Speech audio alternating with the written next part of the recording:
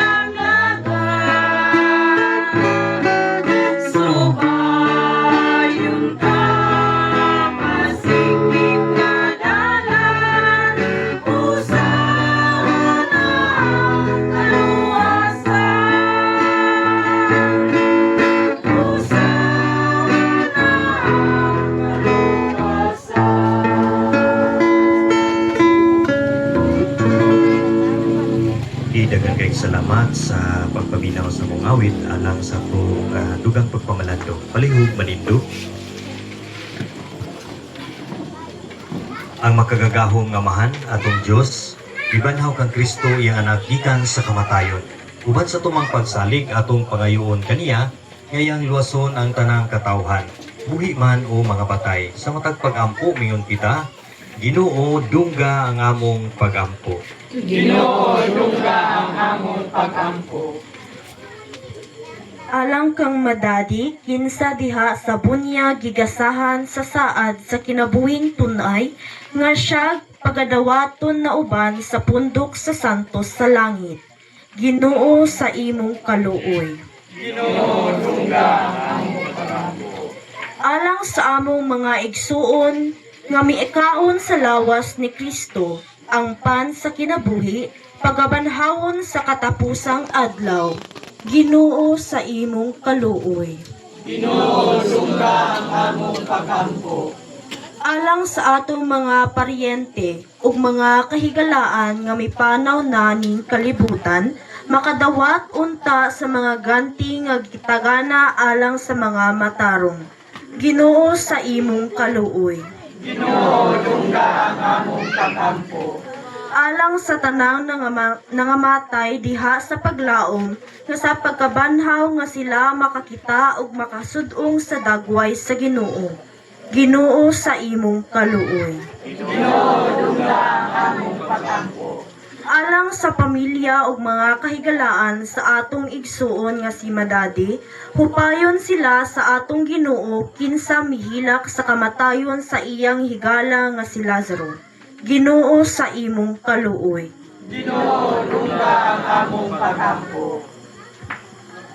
Alang kanatong tanan nga nag-ampo diha sa pagtuo, magatigom unta kita pag-usab diha sa gingharian sa atong amahan.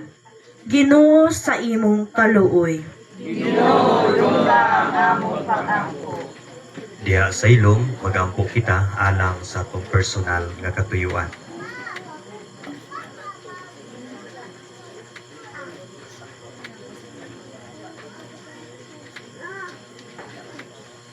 Magampo kita sa Ginoo. O Diyos, among dalangpanan o kalikon, imong ipatalighugan ang agulo sa imong katawhan tungod sa imong gugma. Dunggang among mga pagampo nga among gihalad alang sa among igsuon nga si Nanay Hiralda. Nga mipanaw na, ugasi siya sa mga kasalanan ug ihatag kaniya ang katumanan sa kaluwasan. Kini among gipangayo pinaagi ni Kristo nga among Ginoo. Amen. Karon magampo kita samahan atong gamiton ang mga pulong nga gitudlo kanato sa atong manunubos.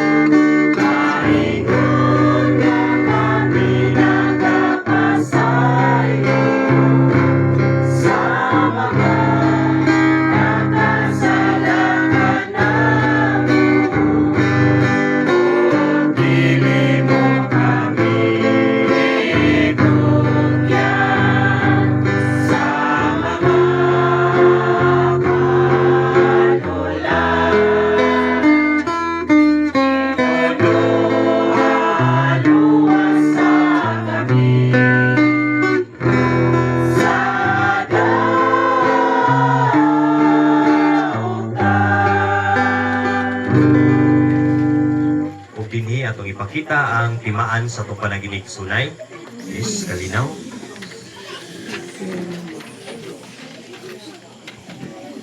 palihog-palikod alang sa pagkulikta.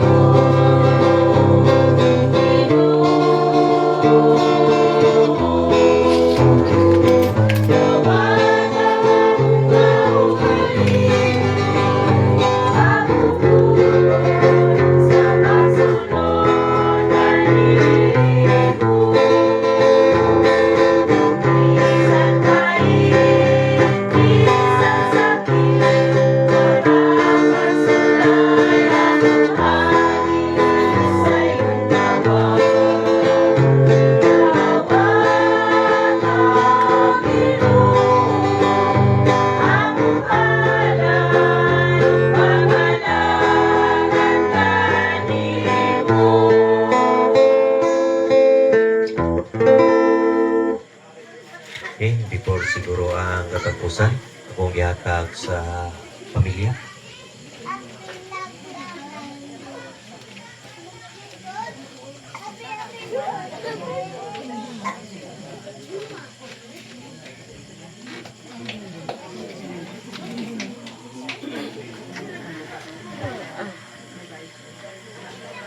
Maayong gabi sa tanan. Dako kay akong pagpasalamat sa Team Kasilak tungod kay gitagaan jud nila higayon ang pagserbisyo diri sa amua. Gani ginahandom jud taga ano gyud ni Mama Daddy, ano gyud niya ang kuan jud sa Kasilak nga serbisyo. Mao na nga first gyud niya nako nga kuan gihangyo gyud nako si Kaabag, pero daghan kay siya schedule nga dili gyud pwede gyud nga sa ulugan gyud si Mama Daddy, pero daghan gyud kaayong salamat. Salamat pag-usab sa tanan mga kaparintihan, salamat kaayo po. Okay.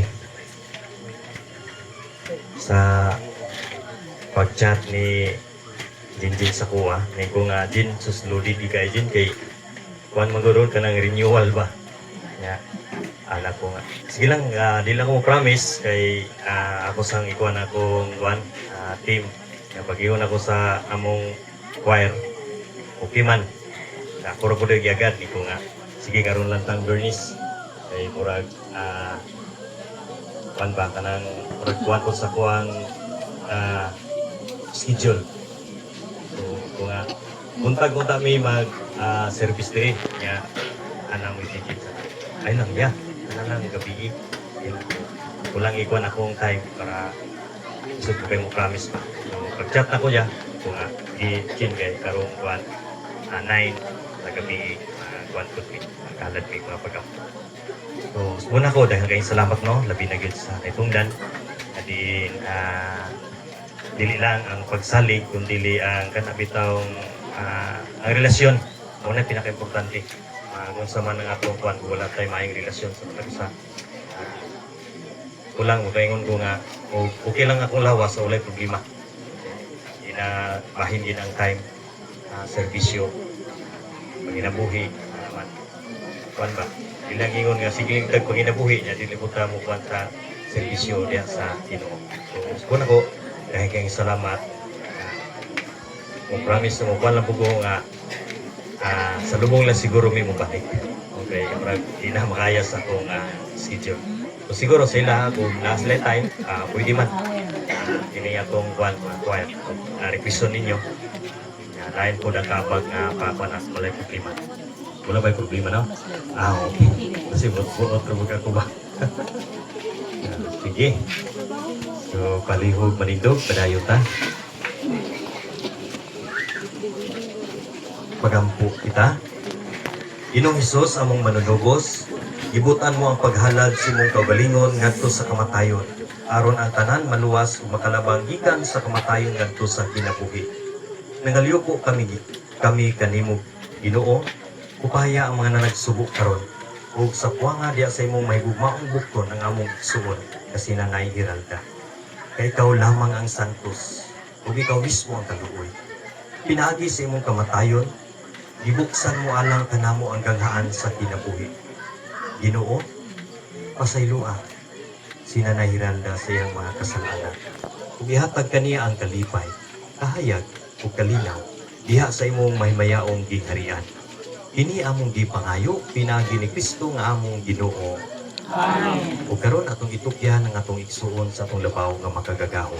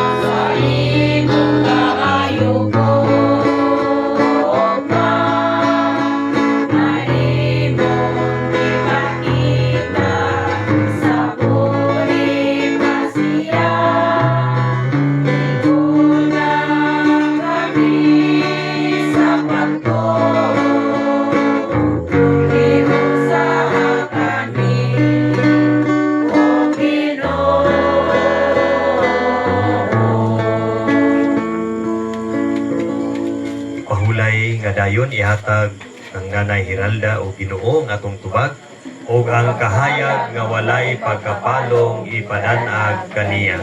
O pahulay unta siya nga malinawon kitang tanan.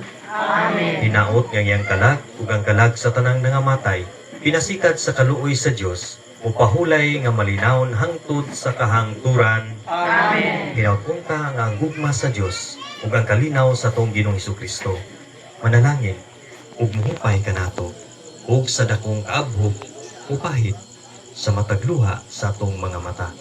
Ug manalangin kanato ang Dios nga makagagahom sa tanan, ang Amahan, ang Anak, ug ang Espiritu Santo. Amen. Tapos natong hinusang pagampo alang sa tutsuon ng Nanay Hiralda, atong dadkon ang gugma o kalinaw ni Kristo. Salamat sa Diyos.